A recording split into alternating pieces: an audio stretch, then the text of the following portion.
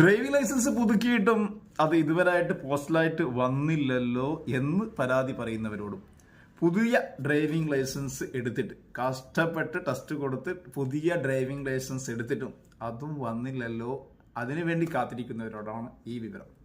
Driving licence പുതുതായിട്ട് നമുക്ക് ആദ്യം കിട്ടുന്നത് പോലെ കാർഡ് രൂപത്തിൽ പ്രിന്റ് ചെയ്ത് ലഭ്യമാവുകയില്ല.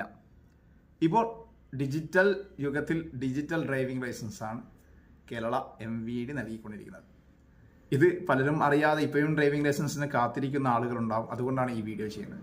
ഡ്രൈവിംഗ് ലൈസൻസ് നമുക്ക് ലഭ്യമാക്കുവാൻ ഡിജിറ്റൽ രൂപത്തിൽ ലഭ്യമാക്കുവാൻ സാധിക്കും. അതിനായിട്ട് sarathi.parivahan.gov.in എന്ന വെബ്സൈറ്റിലെത്തി അവിടെ ഡ്രൈവിംഗ് ലൈസൻസ് പ്രിന്റ് ചെയ്യാനുള്ള ഓപ്ഷൻ കൊടുത്തിട്ടുണ്ട്. അവിടെ പോയി നമ്മൾ ഡ്രൈവിംഗ് ലൈസൻസിന് പുതിയതായിട്ട് കൊടുത്താണെങ്കിൽ പുതിയ കൊടുത്തതിൻ്റെ ആപ്ലിക്കേഷൻ നമ്പറും നമ്മൾ ഡേറ്റ് ഓഫ് ബർത്തും കൊടുക്കുക. നമുക്ക് ഡൗൺലോഡ് ചെയ്ത് PDF രൂപത്തിൽ കിട്ടും. ഇനി പുതുക്കാൻ കൊടുത്ത ആളുകളാണെങ്കിലും പുതുക്കാൻ കൊടുത്തതിൻ്റെ ഒരു അപേക്ഷയുണ്ടാവും. ആ അപേക്ഷാ നമ്പറും ആളുടെ ഡേറ്റ് ഓഫ് ബർത്തും കൊടുത്ത് ഒരു OTP എടുത്തു കഴിഞ്ഞാൽ നമുക്ക് ഡ്രൈവിംഗ് ലൈസൻസ് PDF രൂപത്തിൽ കിട്ടും.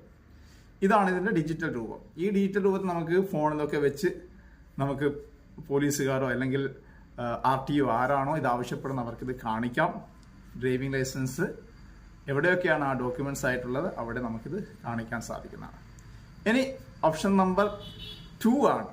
നേരത്തെ നമ്മൾ ഡൗൺലോഡ് ചെയ്തിട്ട് PDF രൂപത്തിൽ എടുത്ത് അതുമാണെങ്കിൽ നമുക്ക് PVC കാർഡ് പ്രിന്റിംഗ് ഉള്ള സ്ഥലങ്ങളിൽ ചെന്നുകൊണ്ട് PVC കാർഡ് ആക്കിയിട്ട് മാറ്റി നമുക്ക് പേഴ്സണും കീപ്പ് ചെയ്യാൻ സാധിക്കും.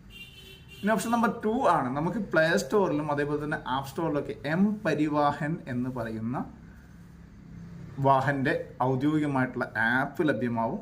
ഇതിൽ പോയിക്കൊണ്ട് നമുക്ക് ഒരു യൂസർ ID ക്രിയേറ്റ് ചെയ്ത് നമ്മുടെ ഡ്രൈവിംഗ് ലൈസൻസ് നമ്പറും മറ്റും നൽകിയാൽ ഈ ഡ്രൈവിംഗ് ലൈസൻസ് ഡിജിറ്റൽ രൂപത്തിൽ കിട്ടും. QR കോഡ് കൂടി നമുക്കിതും ഔദ്യോഗികമായിട്ട് ഇത്തരം ആവശ്യങ്ങൾക്ക് കാണിക്കാൻ സാധിക്കുന്നതാണ്.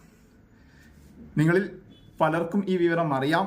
എന്നാൽ അറിയാത്തവർക്കായിട്ട് ഈ വിവരങ്ങളൊന്ന് കൈമാറുവാൻ പ്രത്യേകം താല്പര്യപ്പെടുന്നു. Thank you.